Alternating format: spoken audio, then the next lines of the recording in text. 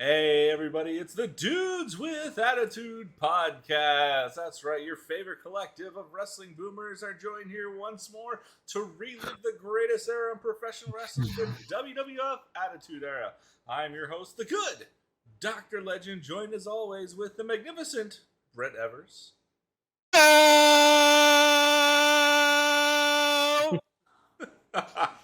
I like that one. I'm gonna give you credit for that. That was nice. The Supreme Submission Machine, Angelo. I think we can all say Vince screwed Vince. And finally, the Galeberg streak renews again. No ego, Weasel Magnific. I'm the genetic hammer, the fruits of my loins. Oh man, it's been a busy week for the wrestling world, guys. You've had a bit of a break. We're coming back to it, but I'm sure you guys have all heard the news now. Mr. McMahon, no longer part of the World Wrestling Federation after a series of damning allegations. He has stepped down, surprisingly, with a single tweet. And I know we're here, we're normally reviewing the Attitude Era, but because this is Vince's company, he built it, he made WWE the monolith that it is, I figured we'd take a few moments to kind of talk about the situation and get everybody's thoughts. So, I mean, how do you guys feel? What are you guys' thoughts? It should have happened way earlier. I mean, when the first set of allegations came out, he should have just done it right then and there, because it only got worse and only more crap came out.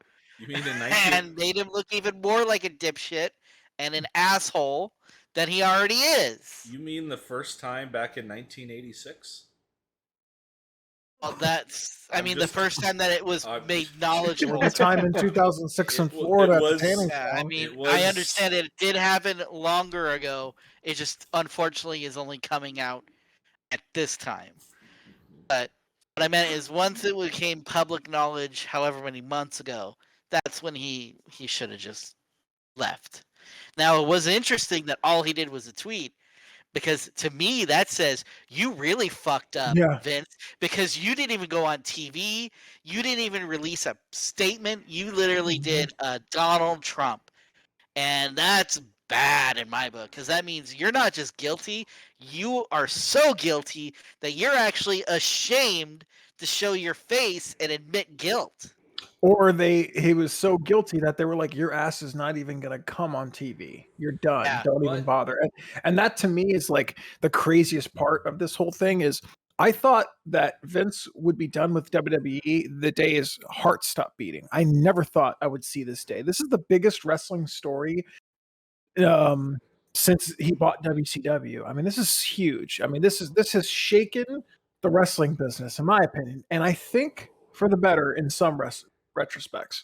You know, I don't agree with everything you guys said. The part about we don't even want you to acknowledge the fans, because Stephanie did that low crass thing on Raw and asked the fans to acknowledge Vince, and didn't they? I didn't watch it, but they cheer his name or whatever. So, yeah, thank you. Was it Raw or was it SmackDown? SmackDown. Either one. She came out there and they acknowledged him, and that. They should have bowed out quietly, like everyone saying, "Get out of there." But I get it. You want to honor this guy, but I'm sorry. Like, I was for the longest time on the Chris Benoit should be in the WWE Hall of Fame deal, because come on, like it's like Pete Rose. He should be on the Hall of Fame for what he did as a player, not what he performed as a manager. But the guys are super strict. They're like, hell no, he'll never be in. And I'm like, okay, I'll respect that. For Benoit, I was like, come on, let him in. But you know what? After everything he did, realizing it, I was a kid back then. Now I'm a father, and I think about that. Like, no, that guy was a murderer. He's a psychopath. He should not be in the hall. We should not honor him for, he did some stuff, and we can watch his matches and be in awe of the performer he was, but he shouldn't have that final honor. And the other thing about Dark Side of the Ring episodes are really what turned me on Benoit. Like, wow, like.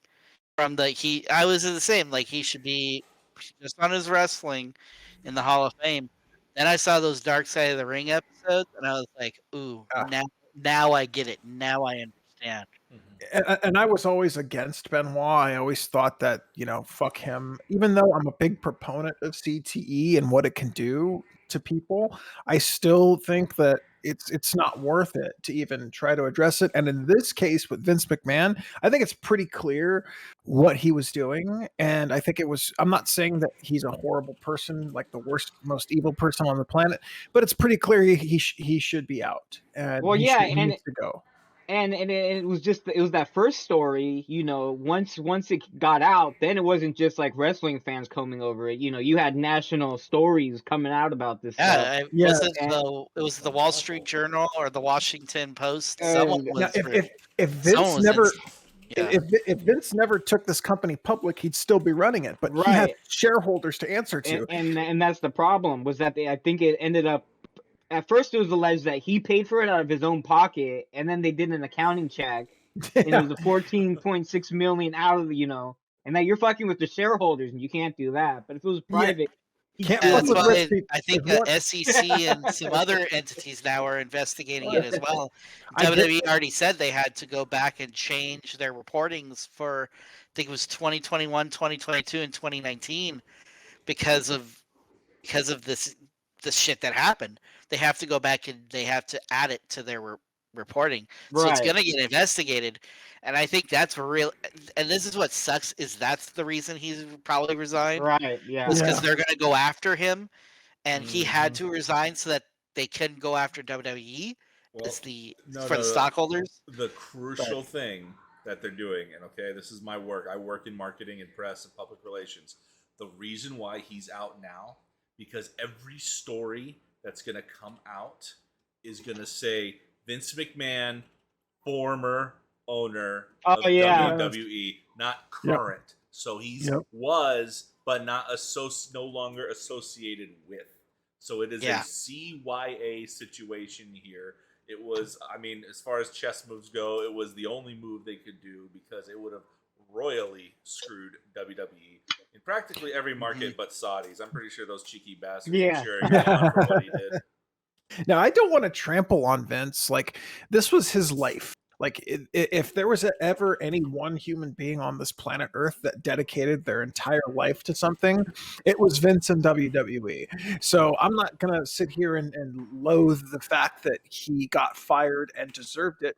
But I do want to say, on the positive note, I think that Triple H running creative and Vince McMahon out, you're going to see a much better WWE product. I think Vince was not doing a good job running WWE creative, and I think we're going to see some true improvement in the WWE product. The first week, I watched the first episode, and it actually had like 3 coherent storylines throughout the whole. They're trying to bring a prestige back to the U.S. Championship, And that's what Dave Meltzer said. He said that Triple H will create a story and follow through with it and let it build up. He won't be like Vince and go, we need to change the title now on Monday night to shock the people. It's like, no, we're going to slow build this. So and receptive to ideas and stuff like that. Yes. Triple H will follow through on everything unless it makes him look bad. Then he'll just stop it cold turkey. I think he's lost that. Is that a reference to a certain 2002 angle? That's a reference to an angle for sure. A Kurt angle, if you will. But I digress. So I do have a question though now. So Chris Benoit and Chyna are both 2 people that are not in the Hall of Fame for things they've done. She was in Chyna for porn. Would you now include Vince, based on these allegations of potential rape, as being in that category of cannot go in the Hall of Fame? Chyna is in the Hall of Fame as a part of DX. Not by herself. Right. Wow. I don't think Vince ever wanted to be in the Hall of Fame. I remember he has that stingent rule that no one talk about him in their Hall of Fame speech. Yeah. He doesn't want to be mentioned. And I think what will happen is, if they do, his doofus daughter Steph will induct him after he dies, so he can't say no. But it'll be like a post-mortem thing for him for thank you and all that stuff. If they do it, after what they did on that episode of the show, I'm certain they will. But after he's dead. Yeah, it's gonna take some time, couple of years, 5-10 years, but wrestling fans are the most forgiving fans. They are. They are. I mean, you know what? We are suckers for that shit. They are almost as forgiving, I'll admit, than Vince McMahon. Vince McMahon is the most forgiving motherfucker in this business. I would call him sucker's level of forgiving the way he's forgive folks. And you know what's funny about him leaving is the one positive thing about Vince McMahon in WWE to this day was he could potentially bring anybody back and do something with it. I don't know if you're going to see that in WWE now. I don't know if there's going to be some grudges or some things like Vince is like, oh, Ultimate Warrior, we'll bring them back. Let's mend the fence. Let's just do it, right? I don't know if they're going to do that now. That's the one thing that the WWE might be missing out on. I mean, right. I would normally say yes, but I also know that the reason Bruno Sammartino is in the Hall of Fame was because Triple H got Vince to mend that fence. Because Vince was still very upset at Bruno, but Triple H was the one who kind of fostered that and got that to happen. So I don't know. It depends. If it's Triple H making these choices or in that decision, I think that's a possibility. Well, yeah, because he's been very adamant about, not burning bridges and that, he made mistakes when he was a wrestler and he understands the point of view. And being from the business side now, he also gets it that way. So hopefully that's not the case. I mean, I would really hope it's not, but you never know. You don't know until we get into a situation where someone's available who burned a bridge, and are they brought back? Are they not? We'll see. And that's a good point, because remember when they released Samoa Joe and Triple H was like, what the fuck are you doing? And a month later, he hires him back and throws him in NXT. So you're also going to see him, WWE, not make stupid mistakes. Like, he's not going to let these guys go. Like, he's not going to let Gargano go. He's not going to let all these guys go. Like, he knows who's got value, and he's not like Vince, who's looking for the next Snitsky or someone like that. He's like, no, I can book Gargano. I can book Adam Cole. I can book Ricochet, and I can make it work. I mean, honestly, this last Monday Night Raw was probably the quickest, easiest watch of the 3-hour Monday Night Raw era in a very, very long time. Right, and look at how fast they fucking rehabilitated fucking Ciampas. Thank fucking God, because I love Ciampa. I love Ciampa. And the worst thing that could happen to you was to get called up from Triple H's NXT to the main roster, because you knew you were going to get fucked.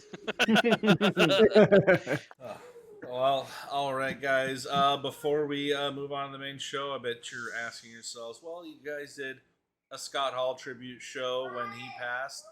Are we going to do a Vince McMahon tribute show since he's gone? And the answer to that question is no. Because we don't celebrate rapists. And I know what you're thinking. Innocent before proven guilty, Dr. Legend. Okay, I have one last comment to say about this.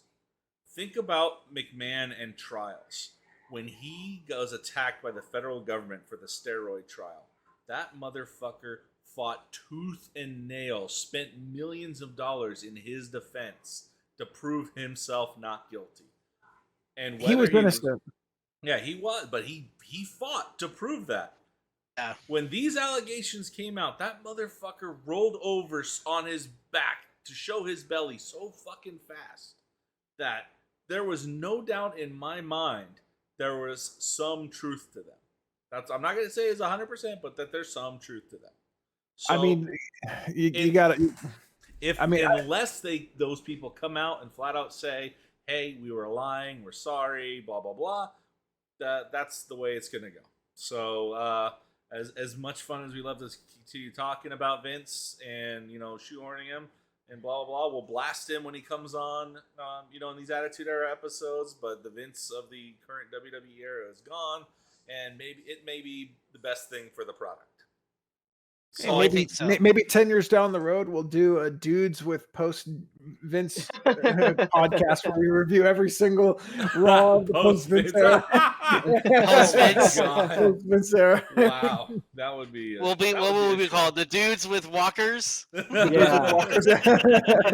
dudes with irritable bowel syndrome. There you go. All right, but let's get back to it. Our last 2 episodes of Raw have been the best episodes we have watched since starting the show. And I know that's not a high bar given some of the quality of these episodes, but we've been having a really, really good time, and we're going to keep that momentum going, guys. Let's start the show if you're joining us on Peacock. But first, what are y'all drinking? So I have my main drink here as a Dr. Pepper Zero Sugar Cherry. That's the main one. And if I get through that one, my backup, Zero Sugar Squirt. Oh, fancy. I will tell you this. The Zero Sugar Squirt, if you can get it, buy it. No, you son of a bitch. You have lost all drink credibility with me, you motherfucker. Not one. I guarantee you, if you like Squirt, you will like. It'll probably taste like citrus poured out of like a fucking prison guard's anus. Like, no, I don't trust you, sir. I don't even particularly care for regular Squirt. This one is on my new list of must buys every single time I see it. Mm-hmm. Keep drinking your creek water. All right, Angelo. I've got myself some Coke Zero Sugar. I've already drank my iced coffee and trying to get my energy up because I'm going to be up all night. Weasel, what combo of Tropicana and Monster did you bring today? Oh, here we go. We got a switch up tonight. Tonight we got the Monster and we got an Arizona fruit punch. He's going for that sugar overload. For 99 cents with the antiox. How much sugar is in that thing, though? I don't even know. I live in Don't even Arizona. look. Don't look. You're going to kill you. No, don't look. Oh, it's only 55 grams. For how many fluid ounces? How many servings are in that can, Chris? 3. Oh! 3 servings? That's like half a pound of sugar. You like a little water with your sugar. That's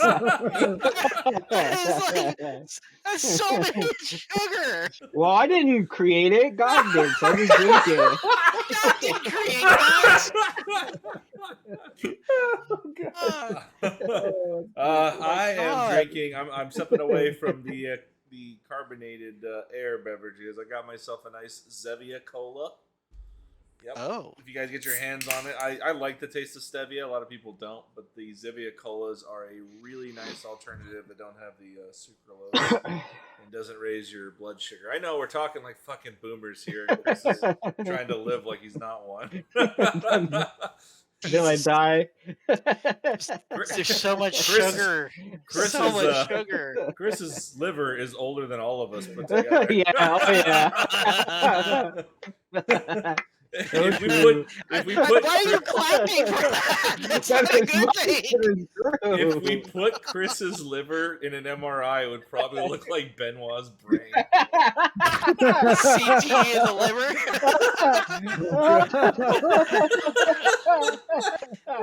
What are all these white and black spots on the liver? Did somebody put a Swiss cheese in the machine again? All right, let's start the show. 3, 2, 1. Oh man, We're already off to a good start. It's gonna be a good show. Oh, I do have a snack. I've got some nice homemade peppered ranch at Portland's. Oh.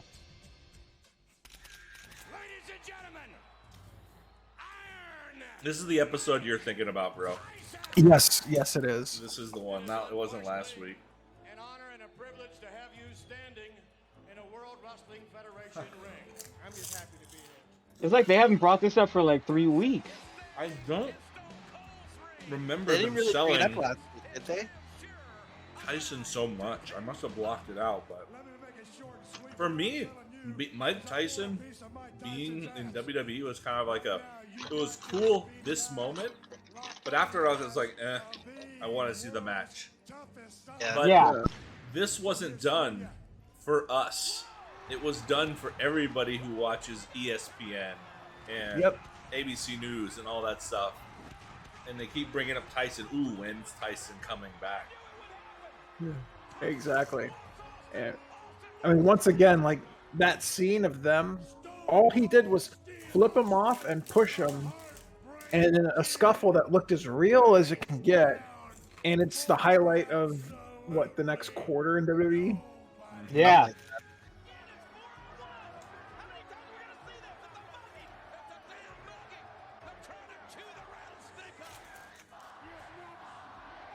This is a cool moment. This is a good build to it.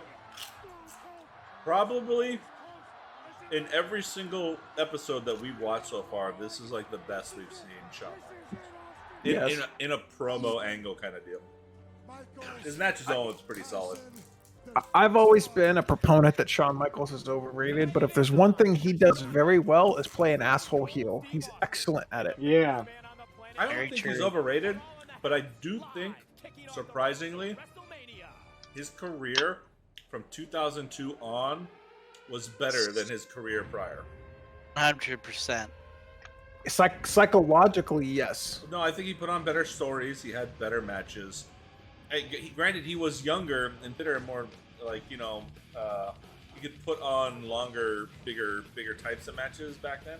I don't think the story, because his 96 run was really weak as a champion. He didn't really have the greatest, rogues gallery to deal with and stuff. And a lot of times it's not the champion's fault. It's about, like, if you don't have the heels to contend with, the champ looks like shit. Like, Hogan had big monsters to fight every time. Hogan would make him look like $1 million. Look at Diesel too had terrible opponents. Yeah. Well, honestly though, Michaels' title run, his matches, just the heels that they put him up against, he could not do well in most of those matches. Hey guys, is this the first Raw where they have the WWF Attitude banners up on the sides like that? God damn, look how many Austin signs. Holy shit. That's the first. Look at how many signs in general. Fuck me. So many signs. Never see Wow. this shit. They're up back in the third row, too. You never see that now. You never see this now. Cleveland. You know what? Prove me wrong, Triple H. See what you can do. Fight me. I think Triple H, on like as much shit as we talked about him, I think with NXT, I think he kind of redeemed himself a little bit. Yeah, exactly. NXT really made him. Oh yeah. And you know what's funny is he actually spent a lot of time with Gabe Sapolsky over at Evolve. Sapolsky's the former booker of Ring of Honor. Spent a lot of time with him and learned from him. It's like he doesn't have to go over there and learn. No. Oh, fuck. Oh, goddamn DX. We were doing so good without these. Yeah, here we go. Ready for the seizure. I liked them better when they were just in the back instead of coming out and doing promos. You know what's funny? I thought the 06 DX reunion was better than this version. Yeah, I mean, it's really 98 DX had some really good. I mean, the Nation fucking spin move. Well, that was post Michaels. Like Michaels DX right now sucks.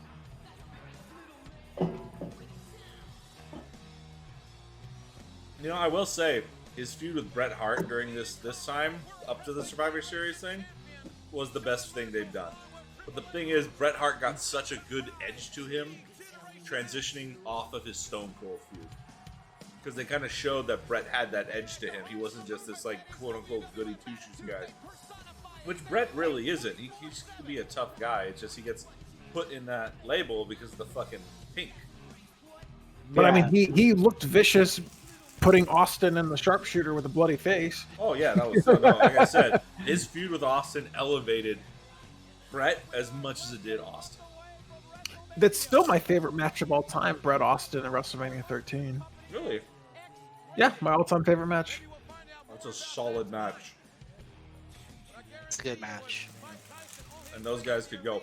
I do love. I recently rewatched their Survivor Series '96 match. Oh my god! You guys want to see a really good, like, solid working match between those guys? Fantastic. it was way more technical at Survivor Series. It was more brutal in WrestleMania. I don't think I've ever watched the '96 Survivor That's a good Series. match. Oh, it's a good match. Amazing ending.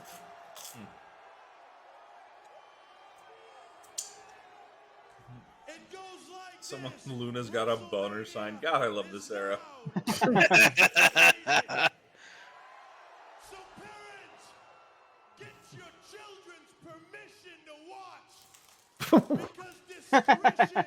I love how this guy is wearing an Austin shirt and has a DX sign. Like, you know the wrestling, right, guy?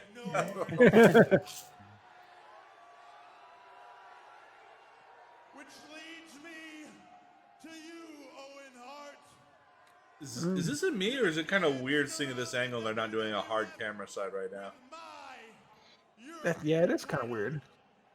Well, your run is about to come to a screeching halt. Owen, I'm gonna go through you like a hot knife through butter. You know, it's weird. We're not seeing like announcement of WrestleMania card either. Usually they go through a list and say, hey, here. We have 3 matches I can recall. They did announce the European title match. They announced Shamrock versus The Rock, and then the WWF title match. Did they announce the dumpster match already too? I don't think they announced it yet because LOD got taken out last week, right? Yeah. They had the split. Oh.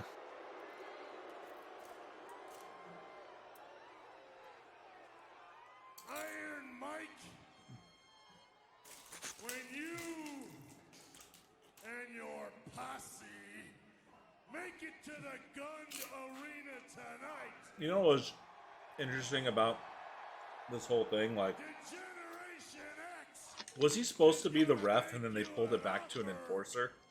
I had no idea. The entire time they were like, he's going to be in a guest referee capacity as a special enforcer because they wanted how the match ends. That's how they wanted it to end. They didn't want it to be obvious. There are a lot of pro-China signs out there. China, will you marry me? China, we love you. Wow, that's probably why her push started. She's still suing Austin. I want to closure to that storyline. That storyline goes unresolved. I'm going to be very upset. Hopefully they address it. I remember being a kid and watching the main event and being like, hey, I assumed that Tyson was going to be the actual referee. So they pulled a swap on me. I remember they called him the guest enforcer. I'm like, what the fuck does that mean? Yeah, he was outside the whole time. It's like, what is this? I think it's because he probably wasn't allowed to. He wasn't supposed to be in the ring. Yeah, that's my guess. Take on the showstopper, the icon, the main event. Some good artists. Jesus Christ. Wrestling Federation The Naturals? Who the fuck are they?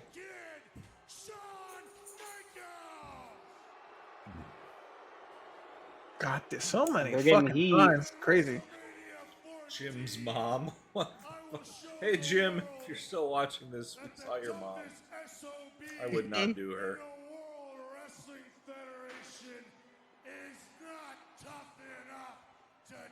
I gotta say though, this whole DX thing reminds me of people doing crotch chops in high school, man.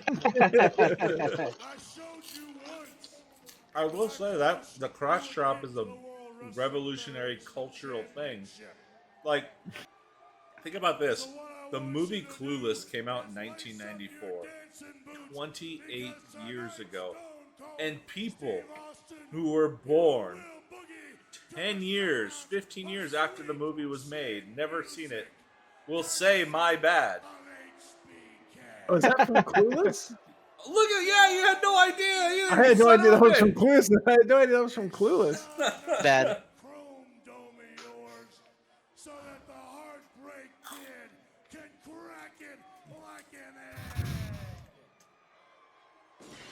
Is it just me, or is no one paying attention to his promo? Austin! I mean, it's a typical, let's get the crowd apathetic promo.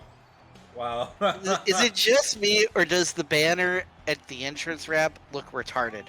It does. That's the first time That it's W been there. is raised up real the. Yeah.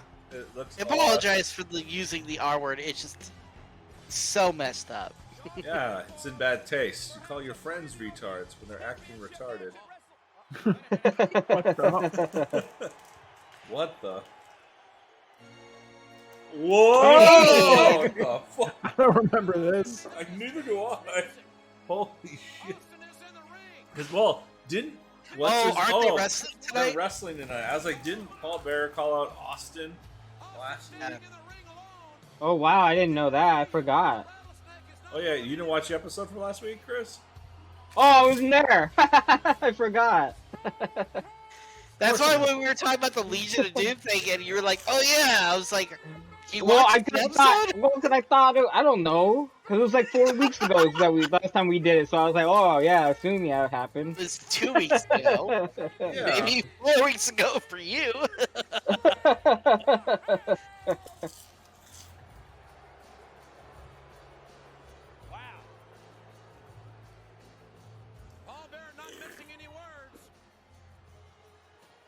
Did DX just fucking take off? Who knows? That's one thing I will not miss about the Attitude Era, the fucking laser pointers. Oh gosh, yeah. Where did DX go? Did they just leave up the ramp and walk past Kane like nothing happened? Yeah, they bailed. The biggest bunch of BS I ever heard. The lights go out, and Shawn Michaels hauls his ass up there. Someone give me a hot dog and a cold beer, because Steve Austin is going to whip Kane's ass tonight. And it don't matter if he turns the lights out, on, off. It really don't matter, because I'll beat his ass in the dark. Bring a flashlight. Do whatever you got to do, Jim. You're making me I hope we get an episode with Austin doing commentary. And Kane ain't going to do a damn thing, because I'm going to Wrestlemania, and I'm going to take the belt from Shawn Michaels. Now going on to Wrestlemania. If I was in the arena, I'd be pretty upset because we're missing an Austin promo. He's here tonight, and if he wants to put a set of gloves on, I'll knock his damn That's true. I wonder why they're doing that on the headset instead of in the ring with a mic. Shows up. I'm supposed to be scared. Well, I ain't. I don't know. Stone Cold's time is shut out. Stone Cold's time is coming. Yeah. You're looking at the next WWF champion, whether anybody likes it or not. And that's I mean, if you got, I don't know, anybody watching, if you've never been to like a live WWE event, you've only watched on TV, there's a different energy to the matches, but you do, from watching it so much, you do miss the commentary a little bit, but being in the arena with all the cheering and the fans, it makes up for it, because you feel the energy off the fans, like, whoa, whoa, whoa. I agree. I've always said that wrestling live is way better because you just get to enjoy what's there. What the fuck? Is that Marlena?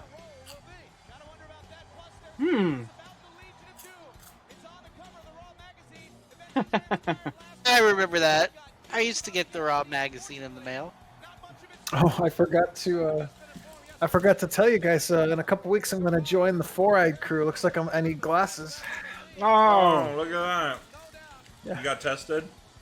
Yeah, I'm moderately farsighted because I can't see close like text in front of me and stuff like that. So, they gave me some basically like glorified reading glasses. But It's all right, Angela. We all got our thing. Look, Yeah. I just last week started my sleep therapy with the CPAP machine. So. oh, I have a CPAP. It's the best thing ever, dude. Oh, dude, I swear, I can't even lay down now without putting on the machine. Yeah. I feel like I can't breathe now without that damn thing. I could see like Chris down there, like, listen to these old fucks. I'm gonna kill myself before I get that far. Yeah. It's like, joke's on you, my liver's already dead. Bring me another Arizona. I'll chug every time that Austin says hell yeah. What the fuck? Did you guys see the picture of that fucking chainsaw Charlie action figure. Oh yeah, what the fuck was that? Yeah, I saw it was. Is that a new figure? That It's they just new. released? It's like being released as we Whose speak. face was that? Oh no! And he's got like cum stains all over his fucking ear. What a fuck. Like I think it's supposed to be that flour crap he puts, or baby powder, or whatever it is. But yeah, it doesn't look it like looks bad. flour. No, it did not. It looks like he was not. trolling glory holes.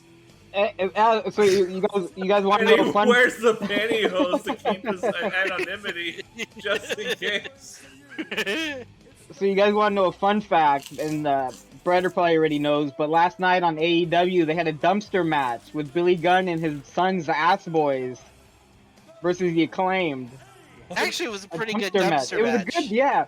And here's a fun fact: one guy that was in the audience for the original dumpster match was in the audience for the dumpster match at I'm sorry, the dumpster being pushed off was there at the same time it got pushed off last night. Oh shit! Wow. And it was funny. Brian Alvarez was like, "Yeah, Jim Ross really didn't sell it this time as he did back in." They also didn't sell it like they did on Raw for like 40 minutes. Yeah, that's what they were saying. Like, oh, they just kind of like, oh, they fell. End segment. Pretty much. We got really good wrestling last Raw, and right now we're getting nothing but promos. So I wonder how the rest of this is going to play out. They're really trying to piss me off here, front loading. Is this the live episode or is this the taped episode? I don't know. I can look it up. I almost want to say I feel like these live episodes tend to have more promos than matches.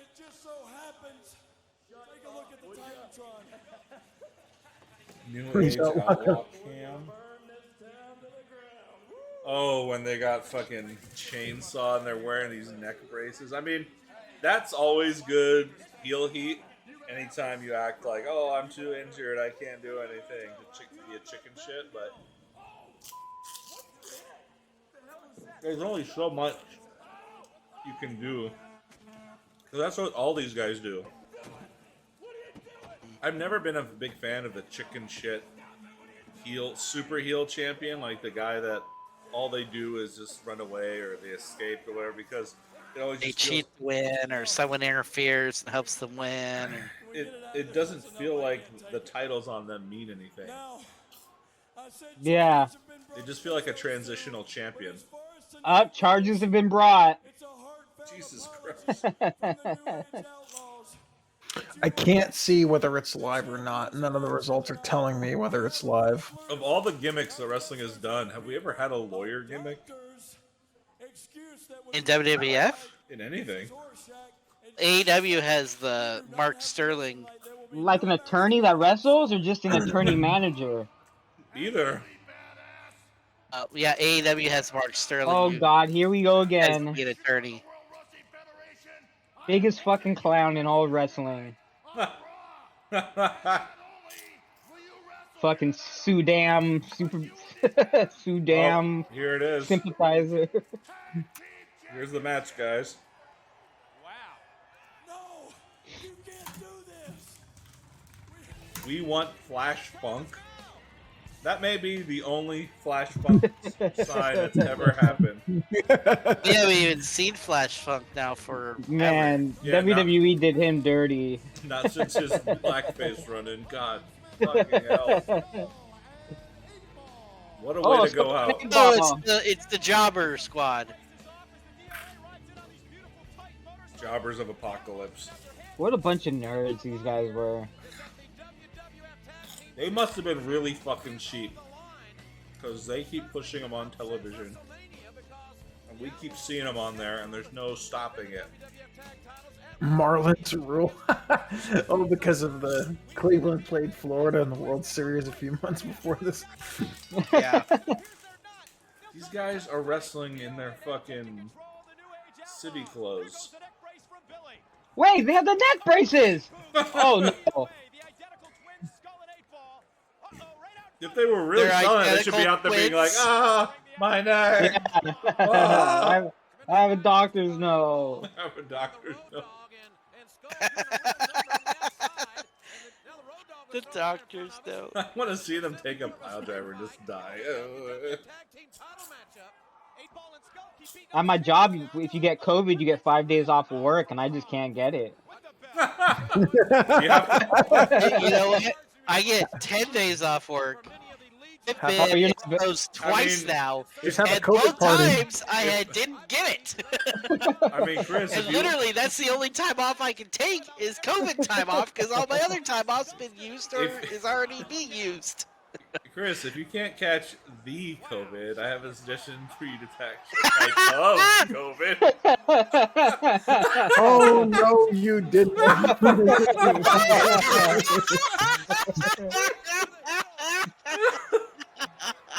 That might be the better option.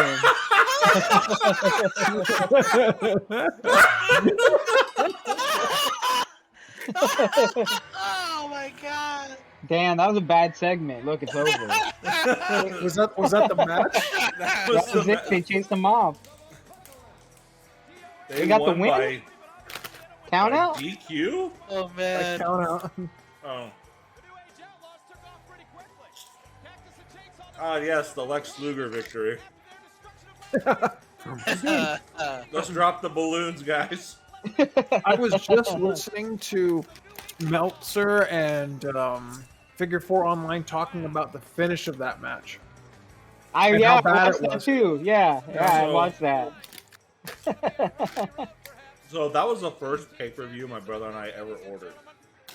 And we were hyped. They were pushing Lex to the fucking moon.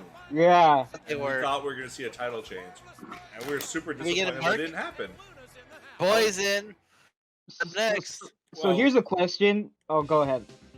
And I thought it was like, for the longest time, I thought it was the biggest, dig WWF has ever done to somebody. But the guys at OSW Review, another podcast, they did a review of the Lex Express and him touring the nation, getting support or whatever. Lex fucking sucked. He couldn't talk to people. He couldn't interact. He had no charisma. He couldn't generate interest in himself. He couldn't get the people to back him. And I think after seeing that, Vince pulled the plug on the Lex experiment. You can't put the title on this guy. Right, and wasn't Bret starting to come up at that time, right? And then wasn't it all right, well, we'll just wait till the Royal Rumble to see who gets the bigger pop, and then kind of basically. Oh, yeah. Well, what happened was Bret kept getting the bigger pop, so they kept what's it called? Was it originally Lex supposed to beat Yoko, and then Lex was gonna beat Bret? Oh, Bret was gonna beat Lex. Oh, so here's a question for you two. So when you guys watched the match and it was a count out and they started celebrating, did you guys know that the belts weren't won? Yeah, we were like, he didn't get the belt, but why they celebrate? Yeah, boy! Here we go. God amongst men. Listen to that pop. Oh. These guys are marks for Merrill. We are. Get back there, woman. And make us babies. Make us babies. Well, she made babies for Brock. Make the babies. Make the babies keep the babies. You know what? I love that she keeps going back there because Mark says so. And yeah, then that's funny. She comes back 5 minutes later. He's still fighting this ultra. Oh my god, Tom Brandy is still on here. Who was this guy? Giovanni what? Giovanni. It's Tom Brandy. Oh, Tom Brandy. It's not even Italian. This clean 8 weeks ago. Oh, that's not fair. That should be a disqualification. Oh my god, no! Move it, Mark. Get out of there. Oh!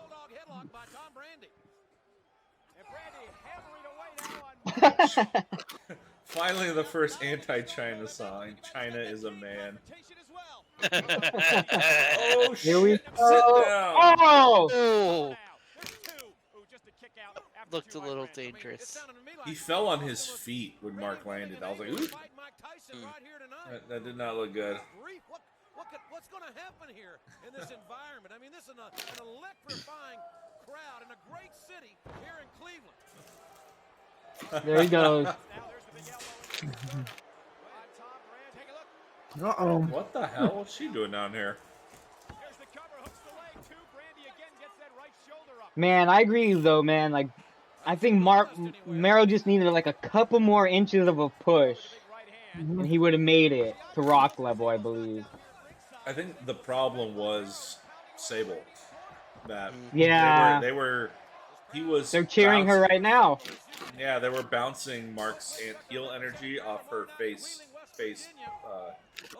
her face energy off his heel heat, and his heel heat. Oh, here it comes! Get him! Finish him! Oh. No. What's his finisher? Is a freaking vertical suplex? Oh. Whoa. Like a reverse Falcon Arrow? Yeah. An inverted Falcon Arrow? He kicked out his finisher! I think he would have had a phenomenal run with the IC belt, but Rock came in and there's no way, there's no room for him. Yeah. So it was just kind of like unfortunate timing, but he had a fantastic run. Like, I'm still super like happy with him. Like, oh, there it is! There it is! The ref doesn't see it. It's not illegal.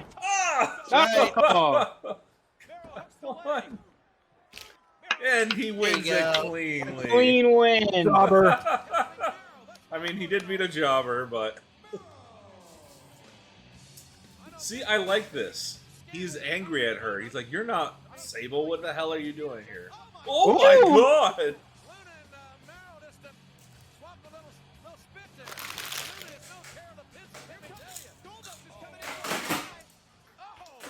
What the fuck?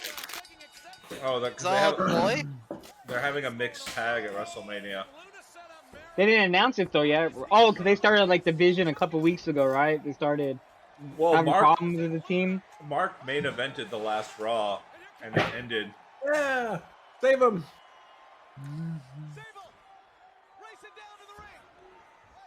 Save your master, Sable.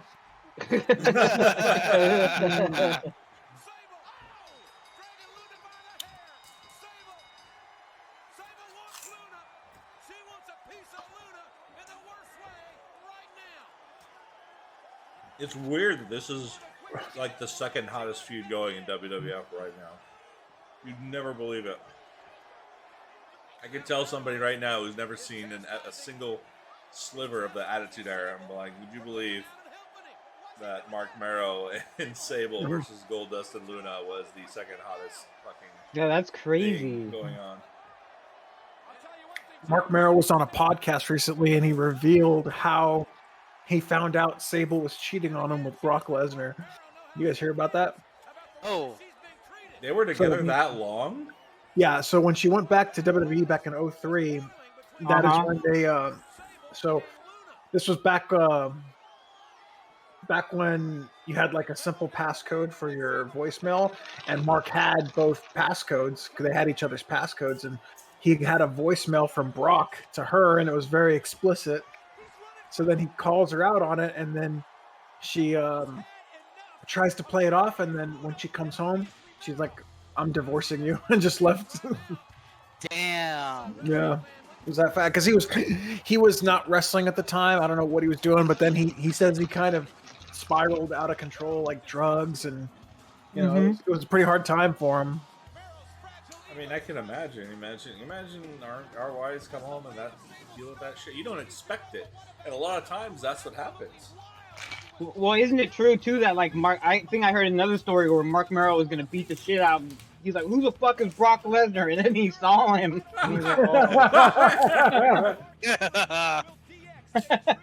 I'm a fucking boxer. Look at that terrible print job of that European title in there. Yeah. That's so sad. Hey, Owen, we can't bother to take a still shot with you with this belt. You're not gonna have it for very long. Is this like his third or fourth defense since winning the belt? Yeah. I mean, right now he's just in the transitional phase. Like, he is a transition champion. True. I wonder if Vince was kind of treating this as like his TV title. Kind of probably cruiserweight. Even though they had a cruiserweight. The TV title was one, and WCW was one of my favorite titles back in like 94, 95. I don't know why. It had to be defended every show, right? Yeah, it had to be defended every episode. TV show. You saw it all the time, and it was great. You didn't see you never saw the world title defended on fucking TV. Which, not until the war. In hindsight, I kind of like that because I like the TV shows building feuds to the world title. I don't like the world champion wrestling on every week. As fun as it is, I'll want to see a world championship match on a TV show. Make them fucking. Well, the other thing though too was that they were always building to pay-per-view, where they wanted you to spend more money on a bigger match, so they used TV to build to the pay-per-views. Mm-hmm. Now, because of Peacock and all that crap, you don't really need to build to those premium shows. Oh, he's kicking them all out. Yeah, because they already got the fucking money from the, Well, the biggest problem is that with merchandising, like the worst one was like John Cena, where he had to be wrestling every show in order to sell his T-shirts because that's where they were making all of their money. So, and you're right, the world champion shouldn't even like the way they booked Brock Lesnar has been great. He only he shows up and cuts promos, but he doesn't wrestle unless it's a pay-per-view. Now Roman too. Now sometimes Roman won't even fight at some of the pay-per-views. Only the big. Hell, he wasn't even at Raw. Right. Although I saw the clip, the fucking scavenger fucking tool thing to destroy the ring. Funny. Was so that was hilarious. That was so dumb. The best meme was the one where it's like, imagine paying for a front row seat only to have it blocked by the ring. I saw a meme of it when it started going up, and it was the Titanic theme song. When he started to go backwards, that was funny. That was funny. There she is. Is this the beginning of the sexual chocolate? No. That happens when she participates in the Rumble, and I don't think she's an official entrant until 2000. No, she's. I think 99. She's an entrant. Yeah, she's an entrant in 99 because she starts to wrestle men around that time. And then when Jericho comes in, that's when they have their program.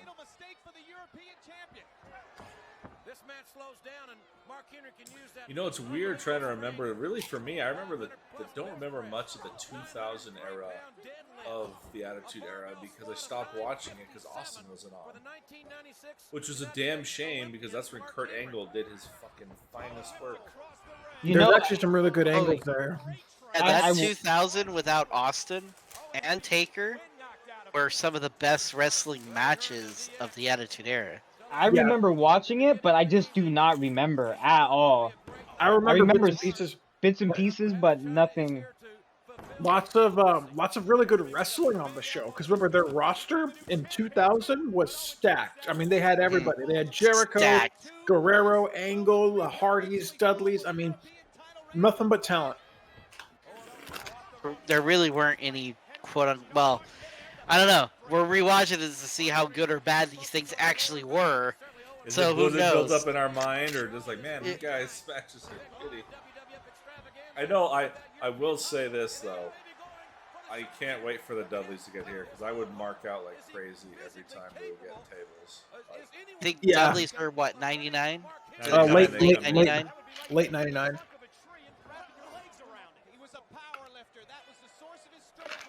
Henry's in fantastic shape. Holy shit. Yeah. Ooh.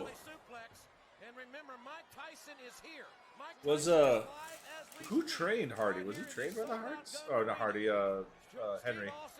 Mark Henry. Let me look that up.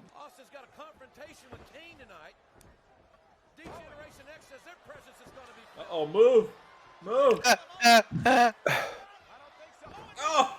Oh. Leo Burke and Tom Pritchard. Oh, Tom. So it was like the I think he went to that WWE camp that like Angle and Christian and Edge went to. I think he did.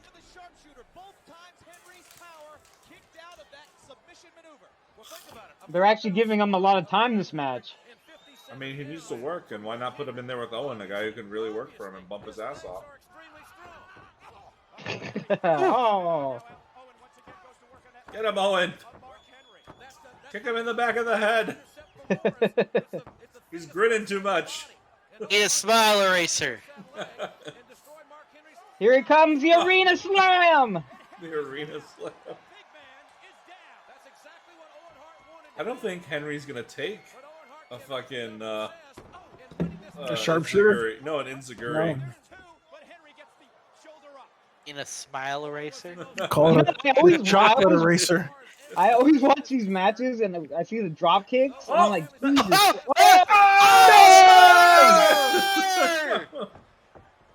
Yes. Not gonna take it. He took it. He took it right on the back of the face. Oh shit! He's got him over. Damn, he got him over. Oh. No.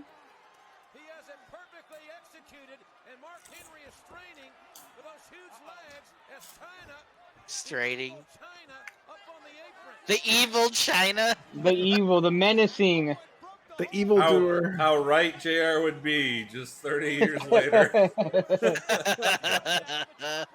Oh no. Oh no. Oh.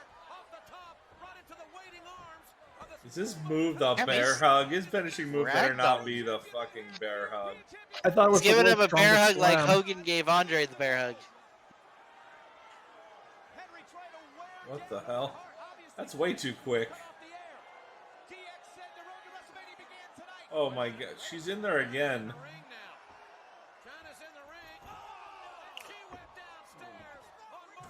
Oh, what? Just racked them both. Like, fuck both of you guys. That's when Mark knew he was in love, because it was the first time a woman had grabbed his bowels.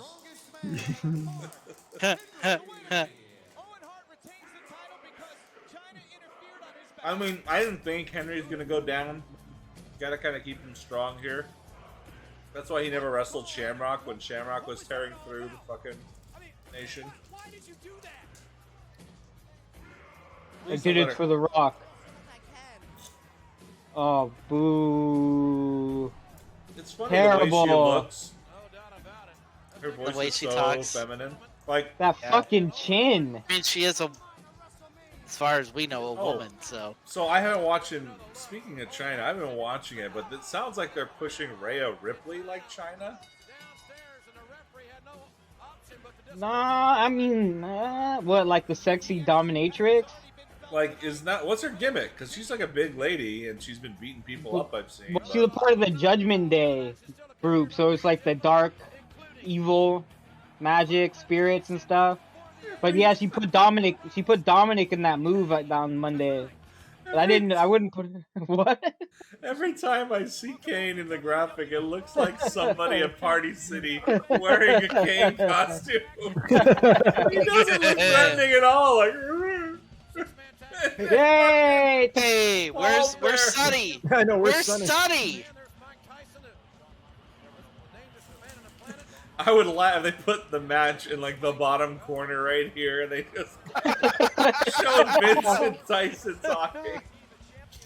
I forgot those two won those fake NWA Tag Team Titles. They're wrestling in a 6-man. What the fuck? Look at Taka. He's like, yeah, I'm a headbanger now. Thrashers.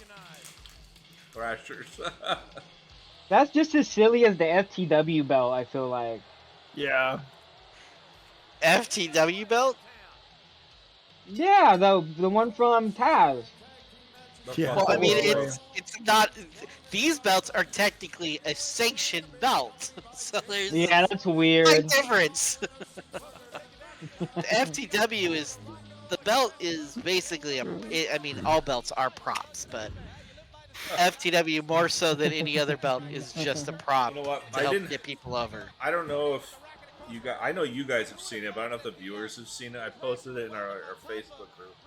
Any respect I had for Corny as a serious wrestling booker is fucking dead. Because there's a picture going around in 1993 where Jim Cornette wrestled a dude dressed up in a Ninja Turtle costume. Yeah, fucking Jim Cornette fucking lost that match. Did he book that match, or was he just? It was a at wrestler? Smoky Mountain. Oh, it was his federation. So Corny, if you're watching this, which you probably aren't because we're not that popular yet, but what the fuck, my friend? What are we talking? You can't say shit about WWE. You get tens of views every week. I mean, him and Russo didn't get along because Russo was just so much better than him. Oh. It's for the dozen of our fans. Oh. I mean, at the end of the day, I know Corny means well, but the proof is in the pudding, my friend. Like, you weren't even like the top 10 brand. I mean, he did make some good points. Like, he didn't agree with Russo's like Crash TV style, which was one of Russo's like faults. And one of the things he said was like, "Oh, the people aren't gonna expect it. They're gonna get shocked." And he's like, "Yeah, if you sent a moose out there to rape Sable, then yeah, they're gonna shock the people. But it don't make no fucking sense." I mean, I will say this: Cornette was right about Russo because Russo was 100% unchecked in WCW, and look what happened. Yeah, but they ruined WCW. I will say, but he didn't ruin WCW, but he did do some good things though. Like, he was doing cool stuff with like Ernest Miller and Billy Kidman and Norman Smiley. I mean, he was trying to get over some of the underutilized. Yeah.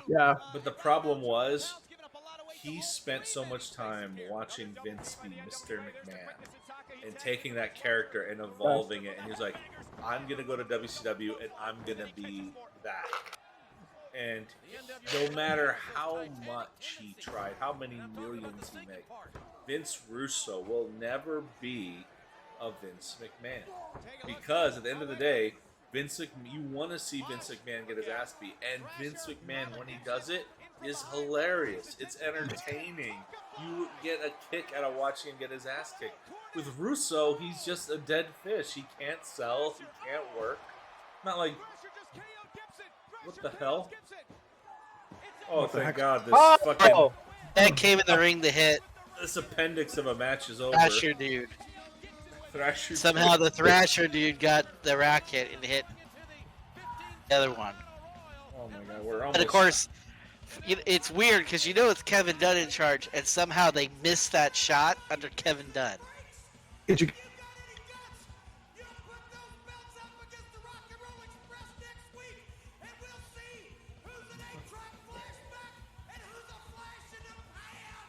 What does that mean? Old ass an reference. 8-track flashback or a flash in the pan? They're both outdated fucking references, Corny. It's funny because the Rock and Roll Express at that point are an old age 8-track because they're ancient, and the Thrashers are flash in the pans because they ever really knew. God, what a. How long do these Raws clock in at? Hour and 26 minutes? Well, the first hour is done, guys. This is time we'll take our little break here. All right, and we're back for the next hour, the War Zone. When did they update this intro? They don't. It's with us for the whole shebang, boys. Sit in and enjoy it. I meant by like, oh wait, did they maybe edit some people out? Maybe, I don't know. I don't recall, but there's fucking Bret and Sid in there. I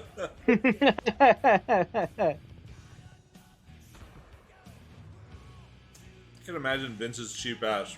We paid him to do the commercial. Keep fucking using them. I will say they didn't focus as much on the ring, though.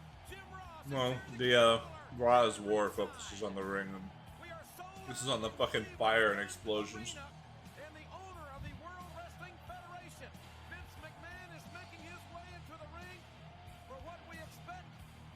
Oh.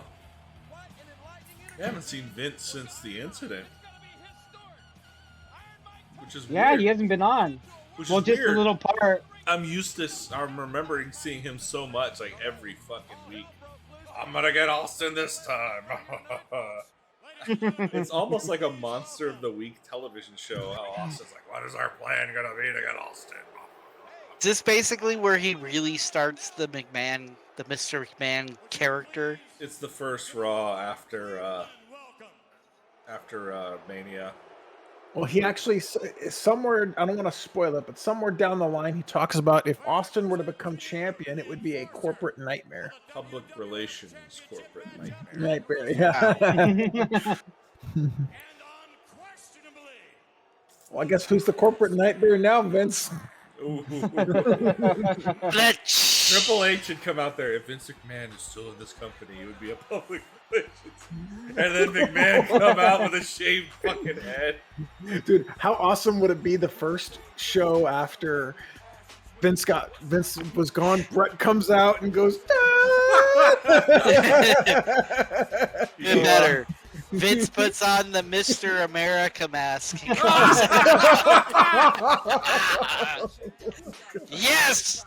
The meme that came out when Vince, like, I think the day after he tweeted, somebody photoshopped him doing the man walk down an AEW ring. Yes. Yeah, I saw that. I did see that. Dude, that would be nuts, dude.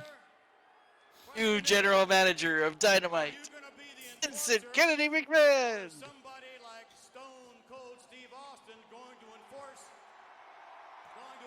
his own rules.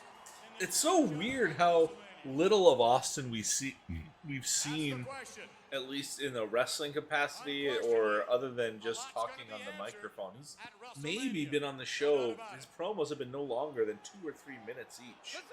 This is the first time I think he's wrestling a match on Raw that we've seen.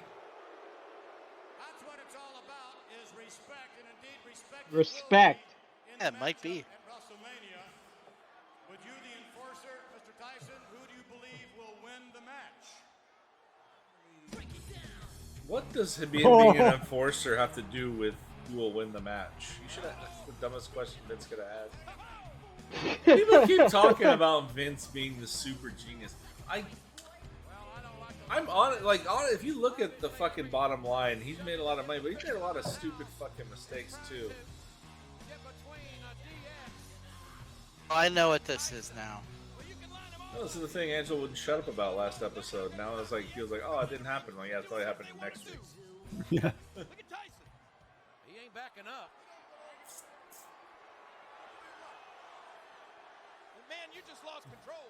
Mike Tyson, my name is not Stone Cold Steve Austin. And I want to make things real clear to you, Mike. We are not out here to disrespect you like Steve Austin did.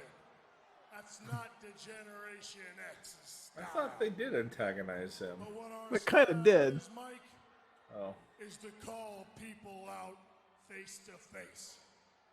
So Iron Mike Tyson, the baddest man on the planet, my name is the Heartbreak Kid. This is probably Sean's best promo that we've seen. Yes. And what I'm doing right now is treating you You know like a why? man. What's he doing here, or what's he not doing here that he's done in all his other promos? Calling your ass out right Fucking now, dick and fart jokes. It's He's just being intense. straight up. He's confident in what he's saying. And he's not smiling like a geek. Like, Yeah. Get your people out of here. I'll get I'll my wait people for it.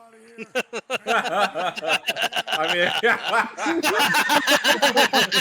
mean, there's the 3 biggest fucking words of this episode. Wait for it.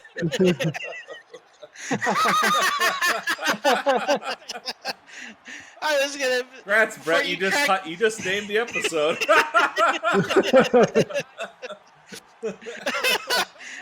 Man, before you made me bust, I was gonna be like, "You're gonna be eating It was your either words." going to be that, or it was either going to be that, or Schlong COVID.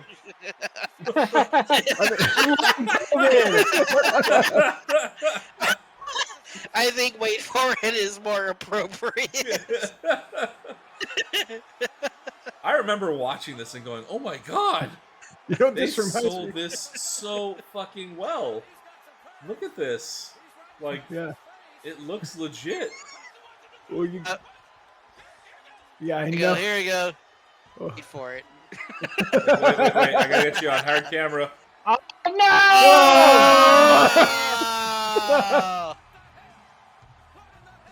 I thought, you know what's so funny about this? I thought it was so different. I thought they had Stone Cold in the ropes, and they did that. No. That was a couple of Raws before. Yeah, the craziest part about this was I was at a 8th grade, student exchange in Mexico, and I called my brother because I had to know what happened on Raw, and the first thing he says is, Tyson joined DX. My heart fucking dropped. I'm like, no! Stone Cold's never gonna win the title now! Oh, McMahon's like, I got him where I want him. That's good, yeah, build it, exactly. Remember your comment about he doesn't have that shit-eating grin on his Fucking wait for it. And I've been on fire today, guys. I don't know what it is. I know. You know what's funny about the way Sean was picking a fight with Tyson? You guys heard what happened to Mike Tyson not that long ago, right? He was on an airplane? He was on an airplane, and some guy was just talking shit to him and like starts slapping him upside the head. And Tyson's like, afterwards he just gets up and just beats the shit out of this dude. And the dude is like having his friend film him. He's all busted up in his face, like, huh. And everyone's like, you picked a fight with Mike Tyson. Are you retarded? Why do they think because Mike Tyson's older that this fucker still can't go? Yeah, just because he plays with... He's got that speed still with his punches. He fought Roy Jones and did a good job. Yeah, just because he plays with pigeons and he's like docile doesn't mean he's still not the man that fucking bit another man's ear.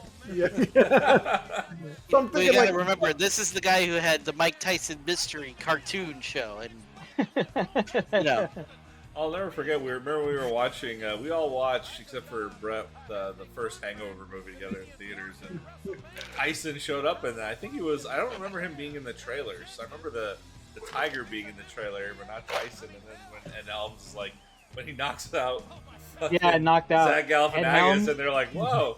He goes, look at Tyson. He goes, well, he still got it. And I'm thinking, like, if that were us and he knocked one of us out, I'm pretty sure we'd have the same reaction. Holy shit, yeah. Still go. You know what's crazy about this is that for the next month, Tyson doing crotch chops just feels so right. It's like he fits in like peanut butter and jelly. He does the shittiest crotch chops. He does it like this. He doesn't like that and super fast. Does he do like slow or makes it like he goes like limp and awkward? Yeah. He's just awkward as all hell. Mike Tyson, contractually obligated to be the enforcer at Wrestlemania, less than a month away, has joined D-Generation X, and it looked like... All right, there's somebody who can draw. Tyson were actually going to have a fist fight here in the ring before we were hoodwinked. Well, that's exactly hoodwinked. Hoodwinked. JR's words. They were shoving each other. I thought that... I like it though. How they go to hard cam. Well, no, they went to that over-the-shoulder cam, that one I was complaining about earlier in the show. See, look, he turns, he's looking at the hard cam, see how he peeked, and he's like, boom. Look at, he's like, yeah, bitches. Yeah, well, he does fit. Good fucking storyline swerve. Like, I gotta give him credit. Whoever thought of this, genius. Russo. Are you sure? Yeah, it was probably Russo. Yeah, you just want to say Russo did everything good. Yeah. Russo did everything.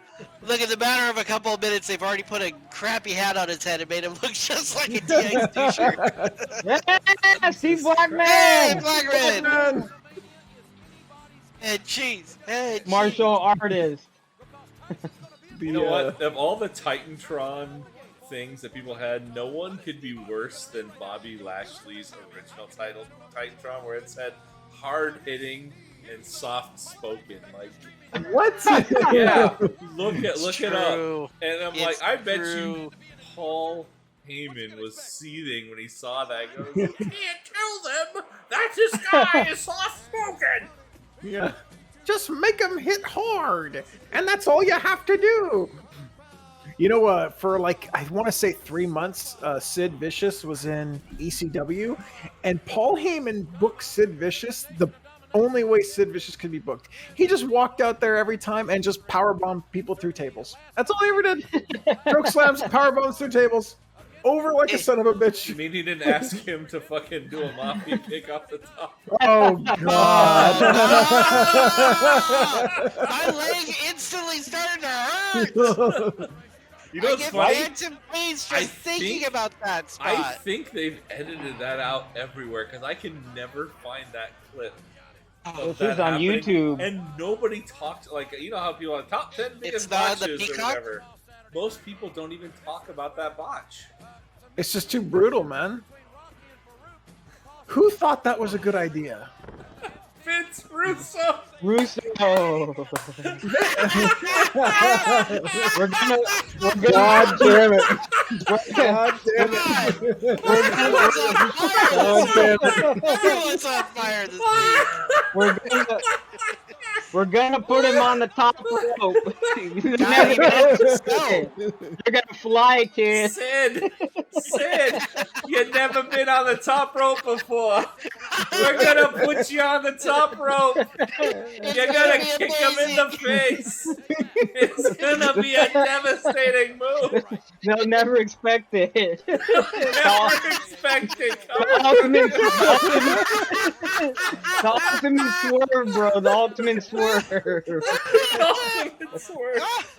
Was that the same match that was a triple threat with Road Warrior Animal too? No, that was the one with Scott Steiner and another guy. It was a triple threat for the title, though. I forgot who it was. Was it Rick? But yeah, they had to get him out. And then they finished the match. And he's like writhing in pain. And they're still wrestling around him. I didn't think anything was going to top Wait For It until whose idea was that?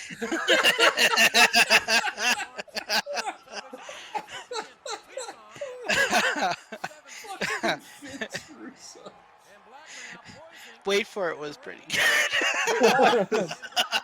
We should have like a Vince Russo punching bag shirt.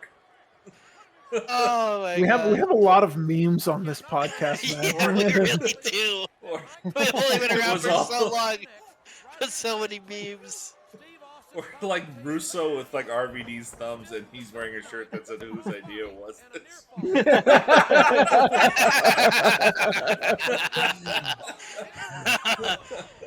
Oh my goodness. You know what's crazy was I was like scourging the internet years ago for like the Nitro results, like the last like 6 months of Nitro, and the people that were reviewing it, like these are probably like teenagers. Oh my God, some of the worst wrestling you'll ever see besides like the cruiserweights. They were like, oh yeah, like a Scott Steiner and DDP and Kevin Nash were still on top, and they were like, they just punched each other for 5 minutes and then he put him in the Steiner recliner and that was it. I'm like, I mean, DDP could still work. Steiner couldn't. But it was just horrendous wrestling. Reviewers? Oh, yeah. I will say this: the first time I saw the fucking Steiner screwdriver, I was like, "What the fuck is wrong with you?" There's a compilation video on YouTube. I swear to God, how the fuck is he not breaking these guys' necks, dude? He did it a few times. That's why they stopped doing the move. He's like, Scott, you gotta catch him. He's like, that's not the move. That's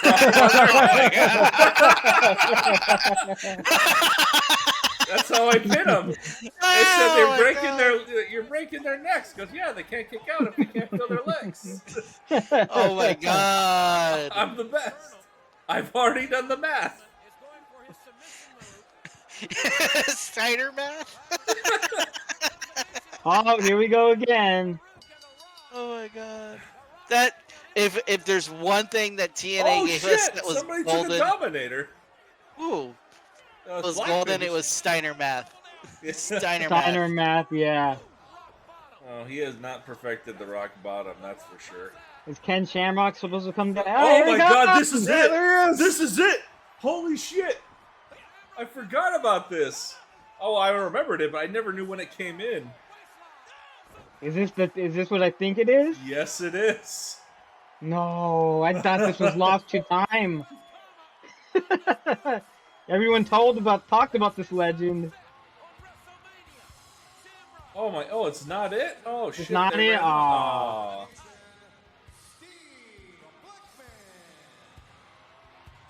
I mean, Shamrock and Blackman would make a killer tag team because they look alike, but there's no reason for Shamrock or Blackman to be in a tag team.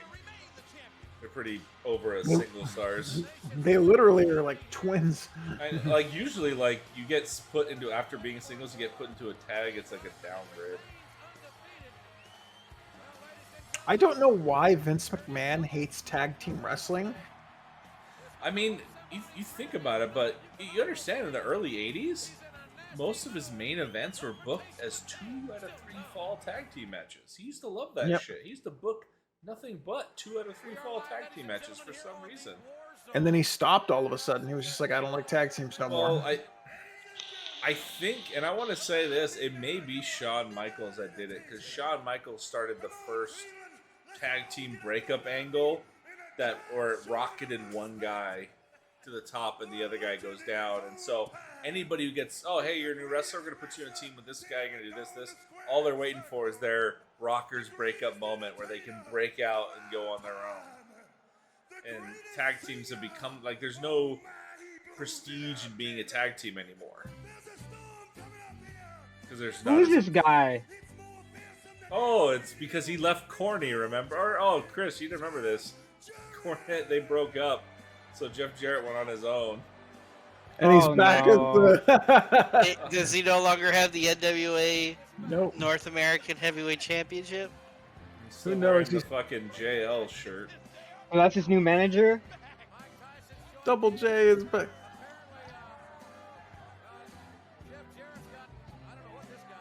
Who the fuck is this guy? The Colonel? I have Mr. to say, Sanders. I think Memphis wrestling is some of the worst wrestling ever. It really is. I can't stand Memphis wrestling. It's absolute shit. And the people that came out of it, they suck balls. Who came out of it? Is that Lawler and Jarrett? Yeah, Lawler and Jarrett, they suck balls. Lawler is a good commentator. Randy Savage came out of that territory. Was a rogue. Did he really? No, he started in Florida and he wrestled mostly in the Hawaii territories. Yeah, but they opened up the territory in the Memphis area. Where did he start?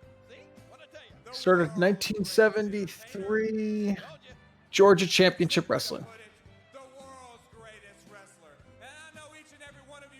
I do like them calling each other wrestlers still. I don't like that Vince. I hope Triple H brings that back. Let the announcers talk about moves again. Yeah, that was one thing that I think Meltzer said, was that they're going to call them belts again.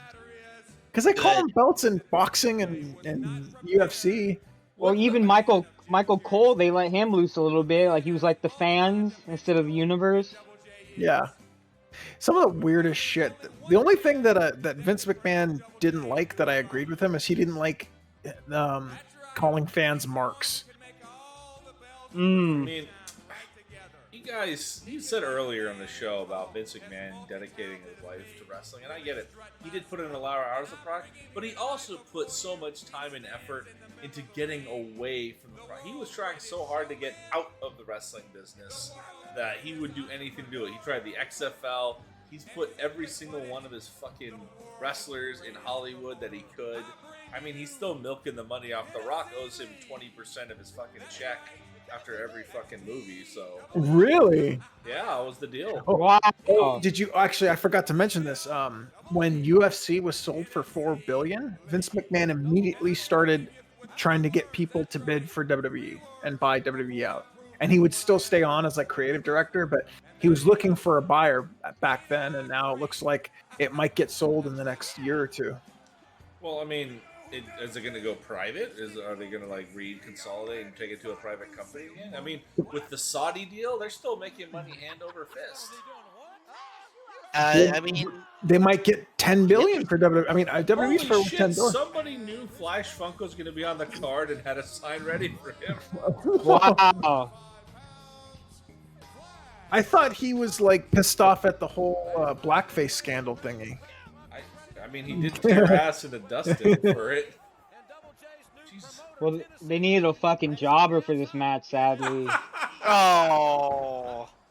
I mean, anytime. Chris is the one doing Flash Funk dirty here. Here's my one rule, especially in Vince's era of WWE: if you are covering more than 50% of your body in tights and gear, you are not fucking wrestling material. You are a jobber. Like, I saw Flash Funk in this office. Like, why not just zip up the whole fucking thing? He looked terrible. It was like when MVP. Well, they had MVP in it because he had the tattoos, right? Was that the problem with MVP? And he was trying to get him, like, well, they tried to get him removed, and he's like, no. It's like, wear this, then fine. That was always distracting too on MVP. Well, why didn't Orton have to cover up his tattoos? Because MVP had some fucking shady ass tattoos on his body. Oh, like what? BLM. No, that was before. What the fuck? No, there are prison affiliation tattoos and stuff. What the fuck? Oh. BLM. It's true. Long live. It's been forever. I want to know what the appeal of Jeff Jarrett was. Nothing. No appeal. I sincerely feel that Vince feels like he owes Jeff Jarrett a bone for his dad helping run the company. His dad, his dad. While he was in the steroid trial and he couldn't run WWE. That's it. Oh, that could be it. And he was a decent, I'm not gonna lie, Jarrett's a decent worker, but he doesn't have heat enough to be a fucking champion, no matter how much. No. Eddie Graham said it best. He thought in his little Tennessee brain that he was gonna fucking be the best-selling champion of all time. He blew up 10,000 guitars, never drew a dime. Yeah. You know, the Jeff Jarrett experiment just never fucking worked. Even in fucking when he went to WCW, then TNA. And he owned TNA. He owned TNA. I swear to God, the amount of times he would find a way to put the title on himself was ridiculous. I had to stop watching TNA because of it. I'm like, I don't want to see Jeff Jarrett wrestle. I remember vividly you telling me, oh, Jeff Jarrett just won the WCW title. And I thought to myself, okay, the company's dead. That's it. That's it. There's no coming back from this. You put the title on. Even when the Arquette thing came out, I'm like, see, I knew it couldn't get any better. It's just going to keep getting worse. You know what's funny about the whole David Arquette thing? Vince Russo justified it by saying the next week when David Arquette posed with pictures with it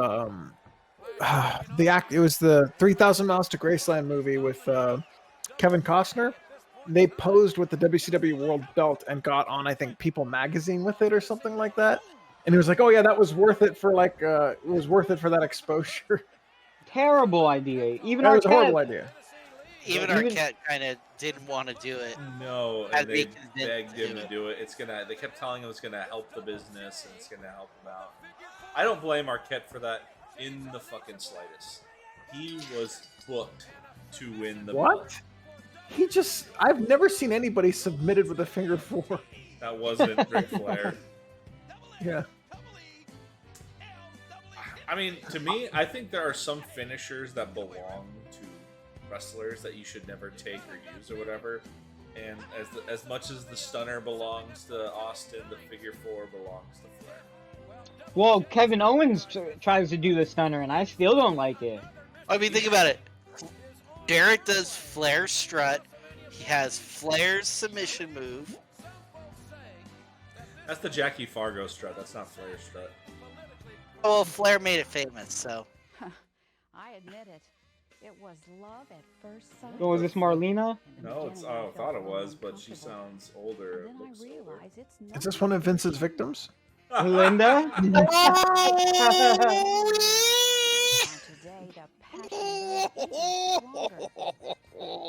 WrestleMania 14. Who the hell is this cheeky bitch? See ya, March 29.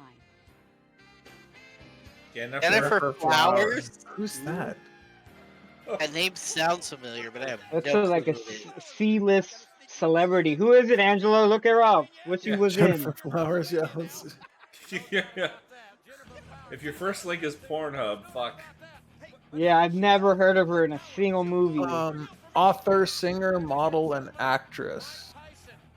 In '98, Bill Clinton testified under oath that he had a sexual encounter with Flowers. Oh, our boy. Christ. I remember seeing... Let's be honest, who did Clinton not have a sexual encounter with? Hillary. Remember seeing... I mean, who would? I still don't like this faux sports, like realistic things, like talk. I think Gene Okerlund owns this because Gene Okerlund is the voice of wrestling to me. That he just has that presence and his sharpness and how to ask the right questions and the way he reacts. He's always perfect for the on the ramp post-match interview and stuff like that. Or the backstage interview. Yeah, Cole tries too hard. And God bless Gene, he did not lose his voice. Like, I felt bad for Heenan. For Heenan when his went with throat cancer. I think that's the only real reason he would watch WCW is for Heenan commentary. He was not himself back then.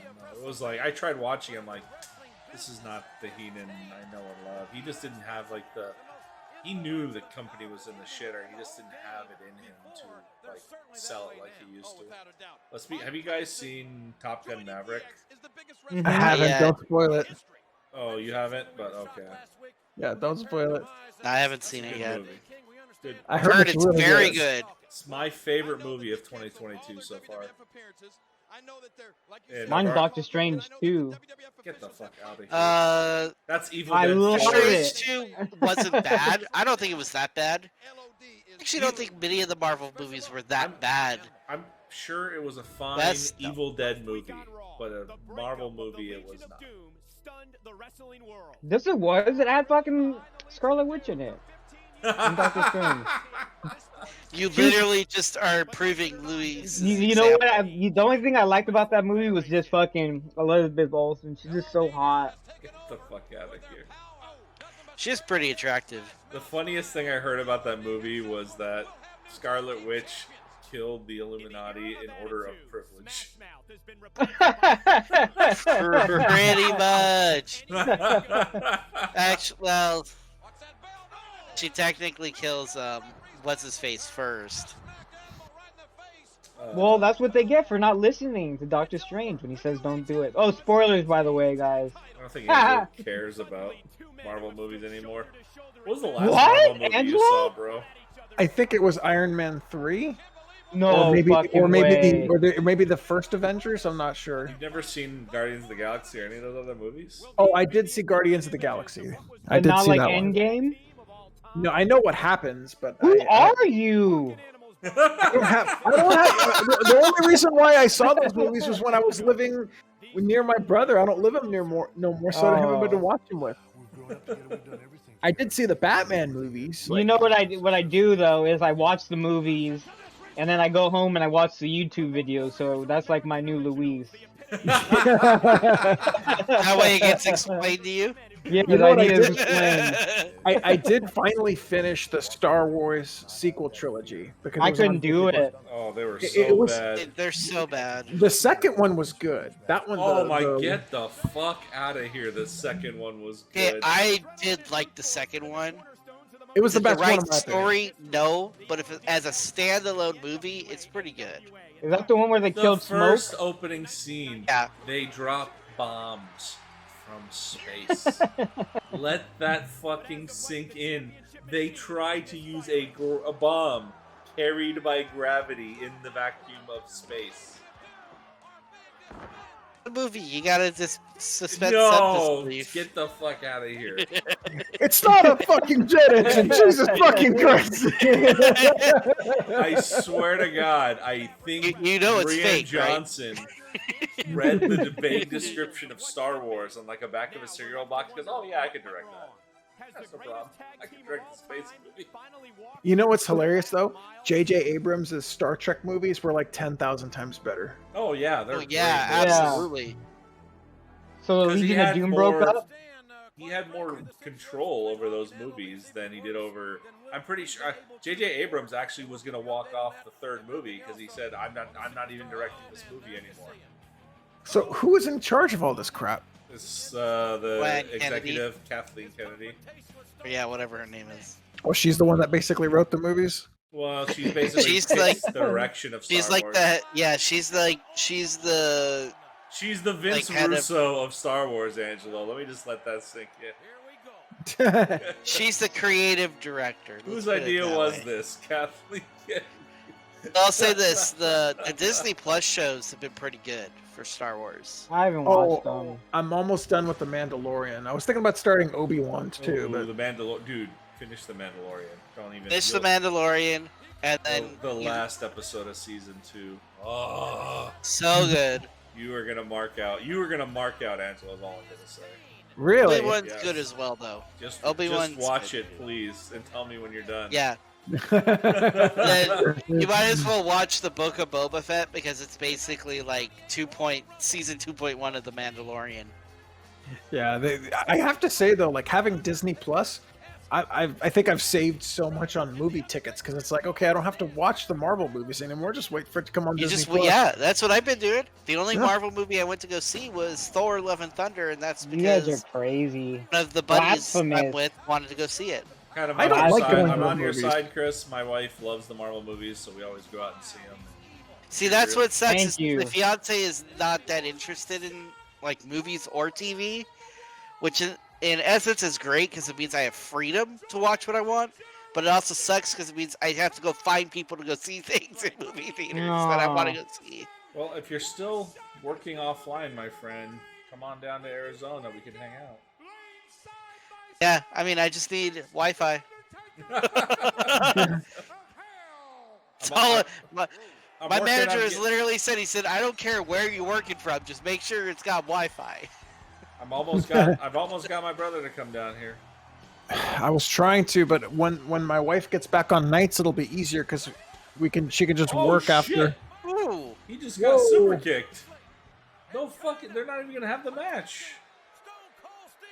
It's probably a smart move. Get the fucking sign out of the way. That sign guy, Dudley. They're cheering for him. He's on the fucking ground. He's not gonna get up. That's twice. Shawn Michaels got him. Throw him off the stage. Throw him off the stage. Where are those damn outlaws? Oh yeah, that WWF is terrible. Right? That logo. Yeah, terrible. Oh my god. Who put that on there? They should be fired. Would they do have a 5-year-old draw it? Austin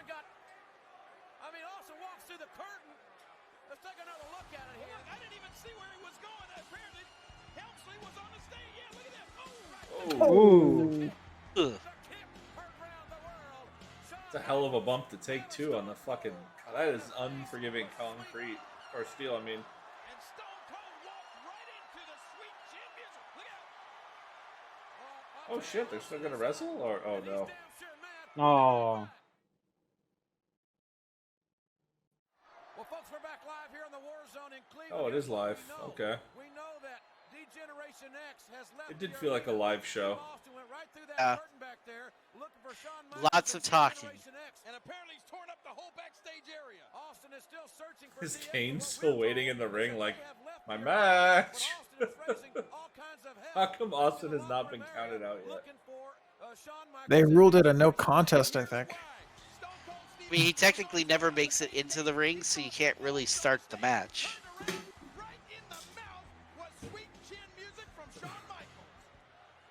I mean, they're building it up now properly because I mean they really had interacted very minutely before No Way Out of Texas, and now it's being. What the fuck? Yeah, he's still in the ring.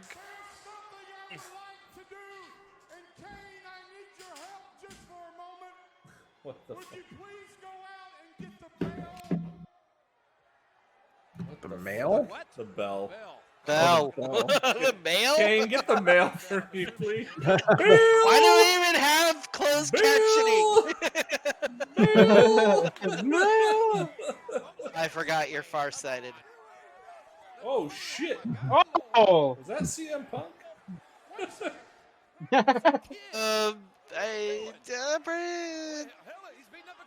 Look, didn't look like they were a white person to me. Like a white person. Oh, what the? Can't even see what's going on. He's attacking kids now. There's no way that's. And the timekeeper. That's what you get for ringing the bell on Bret Hart in Canada, you piece of shit. Why did you get in the ring, Bellman? Go run, Bellman. Run. Vince probably told him, "You keep your hands on that fucking bell. Don't let anybody touch it or you're fired." He's like, "I want my job." You know what always annoys me? Every time they have a guest do that, they never ring the bell properly, and it kills No, it's me. terrible. It's like ding, ding, ding, ding. Like every time I hear him when he goes nuts on it, when it's like the DQ, stop it. Ding, ding, ding, ding, ding. That was my favorite. That guy's a pro. Like, put that guy up next to fucking Motley Crue with his fucking bell, man. He would go. Oh, 10 bell rings for the Undertaker. This is good. I like this. That's it. I forgot we got to build up to this match too. If I were you, I'd be quiet right now. Kane will come over. Doink 316. They're slaughtering the image. They're butchering the image of the Undertaker.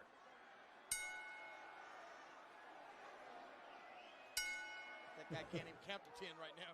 Man, I think you should ring it one more time for you. Get it, Kane. Oh my God! Oh. Come on. Mark Eaton Didn't even give him a chance to ring it.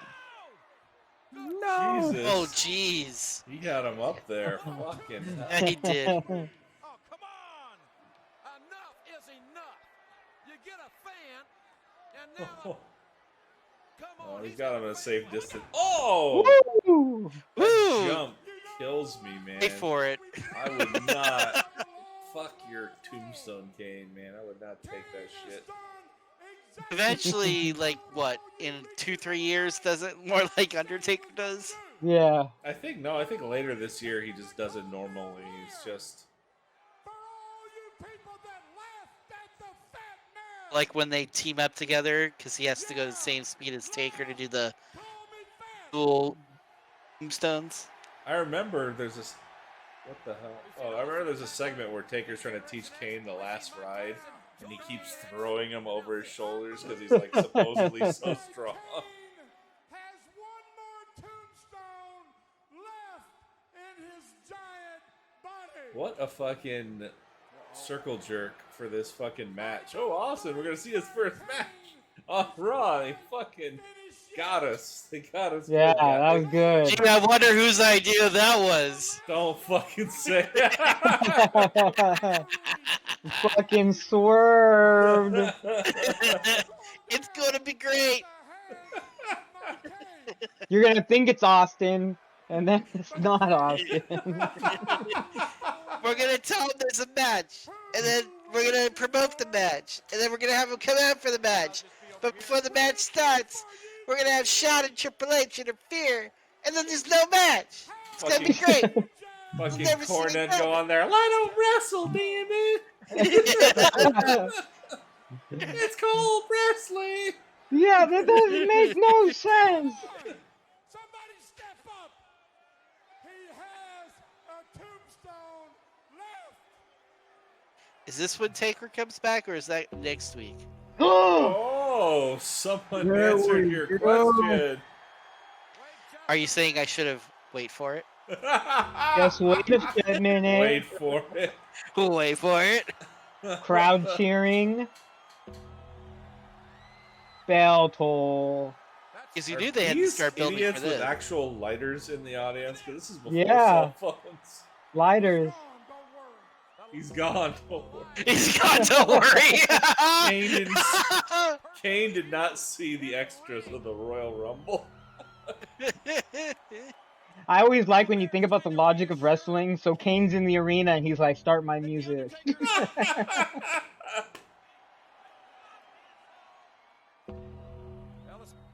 it's got cold. It's a damp cold in this arena right now. Damp cold. A damn cold. Should be like, Paul Bearer should be like, "You sound guy, stop doing that." Well, who's tolling those bells? Who's tolling them? Some mind games are being played. We were smart. We would have started counting how many times the bell tolled. To see if there were 10. See if there was 10. The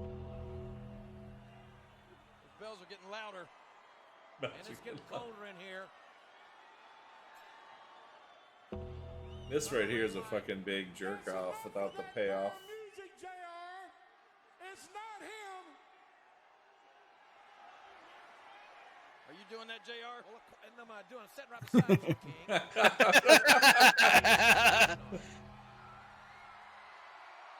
Wait a minute, look. Look up there. Look at that. Could it be? Look. They keep saying, "Look, point the camera, you asshole." Oh! Just hit that coffin. Has just struck that coffin. Could it be him? What? Is it him? No. I didn't think this happened this soon. I thought they were gonna slow roll it. Holy shit! Gee, I wonder whose idea this was. I thought there was like one more Don't week of say him it. about to like.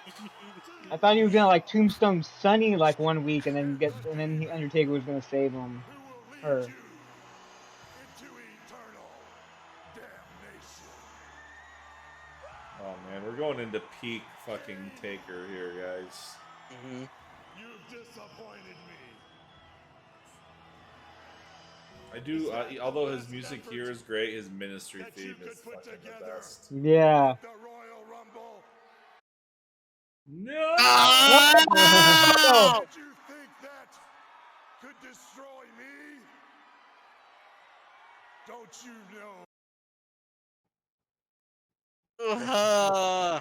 that you cannot destroy that does not wish to perish? You cannot destroy. Be destroyed. I will outlive Destrucity and be indomitable. The audacity to come out here week after Please don't cut no Ultimate Warrior promo Taker. week and claim responsibility for my disappearance. The fact of the matter is, This I love so much because he's not holding a my mic. return to the world of darkness. It's like he's yelling and projecting so loud, like "F you." It's a time for spiritual healing. I was such a big Taker mark at It's this a time too. I was like, time "Oh, for I the fucking truth." can't wait." And I know the truth. And this trip, what I was doing was soothing the souls of my parents. Because I had to explain to them why I would have to do the one thing I promised never to do. After I killed them in that fire, And let you burn. why have I been arrested yet? This is why there's never been a lawyer gimmick in wrestling. He'd have so much work to do that wasn't in the ring. Uh-oh. What's he gonna do now? What hideous power? Whoa! And the Undertaker! That was cool. Yeah. That's cool as the time he actually got set on fire. Their Inferno match was solid, though. I can't wait for that. That was a really, really good match. You will understand why. But I know why they'd never do that match again. Hot. It was like they were like after the first move, we said it wasn't the heat that was bad. It felt like the air was being sucked out of their lungs. Probably was. Yeah. Especially each time the flames went higher, it sucked more of the oxygen out of the ring. Because I remember when they said the match, the ring would be on fire. I did not expect every bump the fires would shoot up. It made it so much better. Did. There's one that I want you to think about between now and WrestleMania 14, March 20th. Schlong COVID. Schlong COVID. We were small children, and we would begin to fight. Mother and father.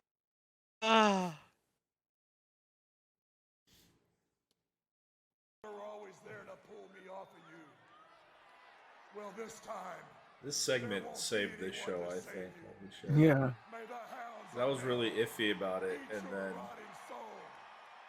And you will rest. Let him finish, you sons of bitches. That's why I like The Rock. He goes, hey, The Rock will tell you when to say the next word. Except for The Rock's a heel, Taker's a face at this point. Come on. I mean, Rock later on. Holy shit. What a... I mean... I felt a little gypped, like we were getting blue balls or whatever for the Austin match, but that more than made up for it. Oh yeah. I agree. What do you guys think? I thought the first hour dragged. There's things I don't even remember that happened because we entertained ourselves. But that second hour was really good. There was a smile eraser, sir. There was. We always pop for that. At least do. You know what? I'm still putting it up there. Great. I think it was. There were some poor moments that I didn't care about, but there was some good stuff to carry it on to make me forget about it. The DX and Tyson thing, really great segment. The Taker Kane thing at the end, I thought that was really nice. The build up between Merrill and Sable, which happened in the first hour, also really, really good. I mean the 6-man tag was utterly forgettable. The 2 nation matches, except for the Owen Hart thing, was also kind of forgettable. The wrestling was really forgettable here. This is a story building show. And on the lead up to WrestleMania, I think that's something that we need. As fun as it was the last 2 weeks having really solid wrestling matches, to kind of go back and instead go the other way and do a more story-driven show. I would have loved to seen a hybrid mix of it, but I'm okay with what we got. I think in essence it was important for them to do the story building show because we really only had so many matches for the card announced up to this point. So you have, from this point on, you only have a finite amount of weeks to build this card, this pay-per-view. So it kind of makes sense that, we got Kane Undertaker, you got the mixed tag, you had advancement on the European title match, advancement on the WWF title match, teases for the Intercontinental match. Like, they were really starting teases for the dumpster match. Like, they were fleshing out the card, building those up so that they could spend the next 2 to 3 weeks just solidly establishing these matches. Yeah, guys, we have 3 more episodes of Raw before WrestleMania. That's crazy. And it's coming up. Yeah, it's building. Mm-hmm. This was a good setup episode. Yeah, it's funny because normal, now WWE is like, 3 weeks of the pay-per-view, we probably wouldn't get matches until 2 weeks from now. Right. Let's do it the week before. But they're really pushing it because they knew how poor the last year's WrestleMania, I think, was their worst performing WrestleMania of all time. Really? 13? So 13. If you want to double check that for me, bro. Yeah, it was bad. Because it's 97, their worst year. And I think they're really trying to swing the pendulum in the other direction here. You know, what's funny about what you guys have said about this show, and I have to agree, and here's one quick fun fact. Not one match on this Raw went longer than 4 minutes and 30 seconds. Wow. That's crazy. All story. We went from last week being a wrestling-focused Raw, which was awesome. They literally turn us on a dime and give us a story-driven Raw, and I'm not disappointed. I'm not disappointed at all. No, not at all. No, this is a fun show, and I was entertained, and I'm excited, and we're getting this build back to one of the biggest show of the year for the company, and I think the show itself and the writing direction is moving very positively, and it's getting us kind of locked into it and invested like we should be, and not just kind of throwing away this idea of like I think Merrill, like some of the other times we would spend more time talking about current WWE or AEW or bullshitting about that stuff. And while we were bullshitting a lot here, when the story came to it, we were quiet and we were like, oh shit, let's watch this. I know in a podcast, silence is the mortal enemy, but when the show is that good and you just have to watch and hear what you're saying, that should be a testament to how good the show is. And that's why I think that they really turned the corner, because you to answer your guys' question, WrestleMania 13, 237,000 buys, record for the lowest bought WrestleMania ever. Yeah. So yeah, they're starting to really understand how to do things. Like it's pretty incredible what they're doing right now with the show, considering the fact that they don't have the best talent in the business right now. Right. No, I mean, if you think about it, maybe 6 stars out of your whole lot right now. 6 stars does a company not build. No. But I'm really looking forward to next week's show. I'm getting pumped. I'm getting ready for this WrestleMania. It's going to be fun.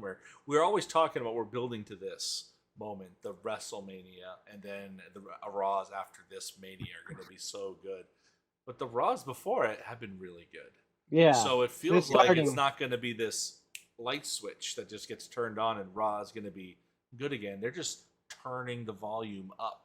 And so far we've been at like the 2s and the 3s, and now we're getting to the 4s and the 5s, and that knob is slowly turning until it hits past Mania, and we just crank it to 11, and then we're just going to ride this train, as far as it takes us. And I'm excited. So I'm looking forward to next week's show. I'm happy with what we've seen. Any more thoughts before we sign off, folks? Mm-hmm. Wait for it. Bret is gonna fucking take that, because I finally got one, guys. Yes, I got something. It's mine. It just works. I mean, you don't do it as good as Neil Patrick Harris, but I commend you, my friend. His word, legend. Wait for it. Dairy. Mine are just wait for it. Oh, he puts in wait for it other times. Oh my god, I'm admitting I've watched that show. All right, so with that being said, guys, thank you so much for tuning in to the Dudes with Attitude podcast. If you guys have any questions for us you want us to answer on the show, feel free to send us an email at dudeswithattitudepodcast@gmail.com. For the magnificent Bret Evers, the supreme submission machine Angelo, and no ego, wisdom, and ethic, I am the good Dr. Legend. So long, gang. We will see you next time. Wait for it. Son of a bitch. Good.